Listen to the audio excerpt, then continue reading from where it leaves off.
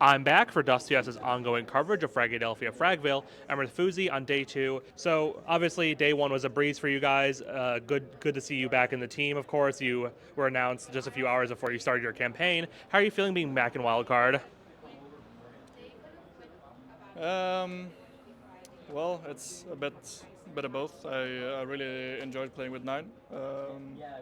Feel like I fit in great there, and I feel like we had a lot of good results. It's nice to meet the team again. I like Stanislaw, I like JBA, and it's nice to and Vince as well. And it's nice to meet the new guys as well. Yeah, definitely things. You kind of hit a stride there on 9. You went to that team, and very quickly they started finding good results, and you were a pivotal, I think, element to that squad. Recovering from what has been kind of a rough period for that 9 squad. What was it like coming to that team? You were loaned out to them.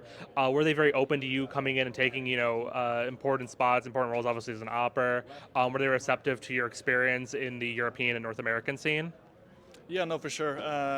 It's an org I've been playing with or playing for before. I like the guys behind the org, and the team as well was very open, and it was very easy to get to know everyone and get to fit in. So I think that was part of our brief success.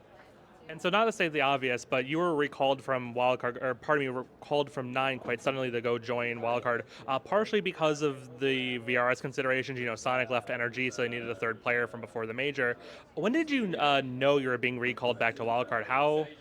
You know, how soon before this event were you going from being a 9 player to being a Wildcard player again?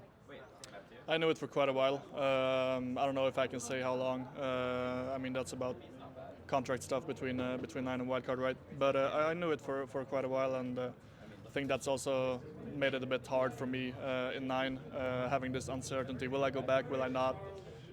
There's this possibility that I might, and it was tough on me mentally, I'd say. So, in essence, it wasn't like a few days, it was a bit longer than that. Yeah. Okay, so with that, obviously with that time, you're on 9, but you're probably going to come back to wildcard in some capacity. With that, is there anything you're able to take away from your time on 9? Playing with the European guys again to bring back to this North American squad to help, especially Stan, Jaba, and Peeping, who aren't those European players. Yeah, no, for sure. I mean, you always learn a ton, especially when you're playing under different IGLs with the different perspectives of the game. I mean, now I'm back. There's not much I can do about it. I'm gonna try to do my best. Try to qualify to the major again, which we did twice in a row before they made these changes, and we also made legends before we made these changes. Then they made these changes, and I think we're maybe ranked 60 now. So, I mean, I'll try to save the sinking ship, as we say. Yeah. That doesn't sound like the biggest vote of confidence for where wildcard is right now. Rewinding the clock a bit to post major, I think everyone was taken very by surprise by these changes the team decided to make. We talked to Stanislaw on day 1, and he said bringing in Peeping wasn't a team decision. You and Sus being benched wasn't a team decision. Were you blindsided as well by those changes? Yeah, I think I knew a day before they announced that I was benched, that I was going to be benched.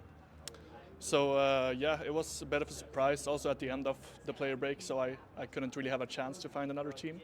So yeah, I think it was handled very poorly. And I think our goals going into wildcard at the first place was to make this Austin major.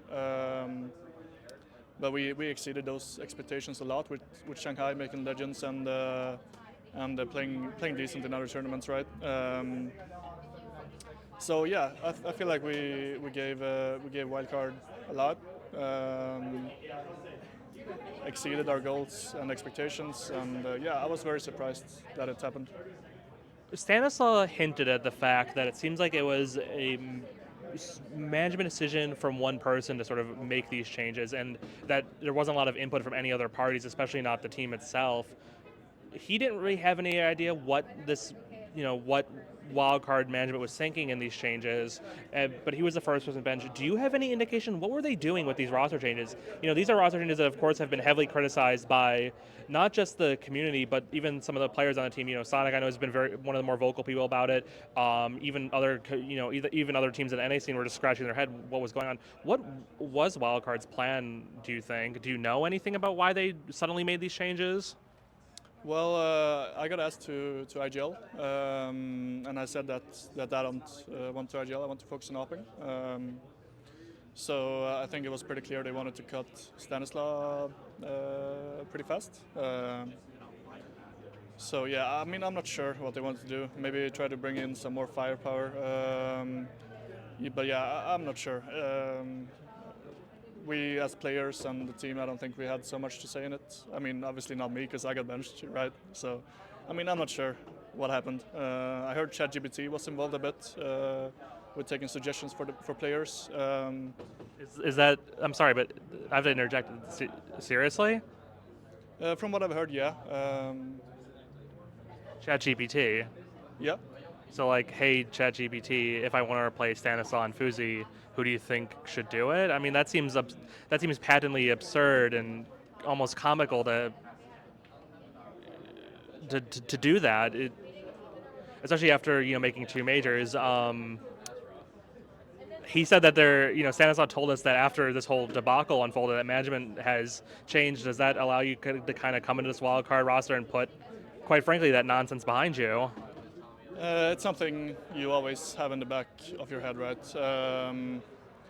Also, the Stewie situation, I feel like I got a bit betrayed by the organization, obviously. And then getting benched as well. So it's tough giving them another chance, but there's not much else I can do, right? So I just gotta focus on playing, and that's it.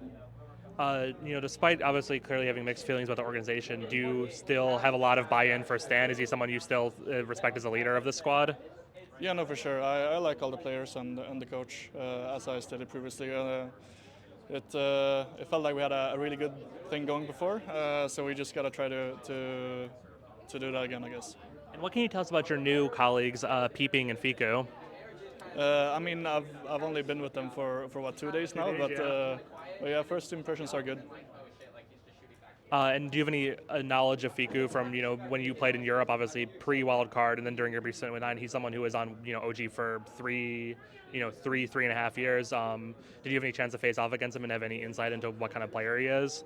I think the roles he played in OG and the roles he's taking up now is not really the same. I think the roles he has now is more similar to his time in Ångström, the Polish squad. So yeah, I mean he seems like a good player. I don't think I had that much insight on him before, but he's very vocal and he helps the stand calling, which I do as well. So it feels good to play.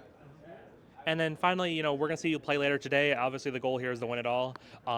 With all these factors, the dark cloud hanging over the team, new Fiku's new, Peeping still new. You just came back 2 days ago.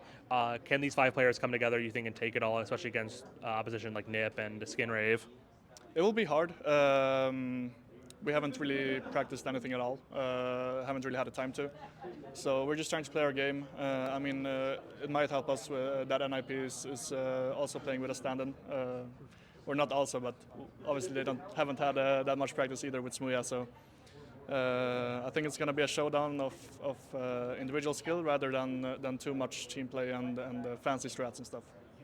All right, and we'll be rooting for you along the way. But you might have to face Smuya, your Iberian soul brother. So we'll be seeing what happens there. Thank you so much for your time.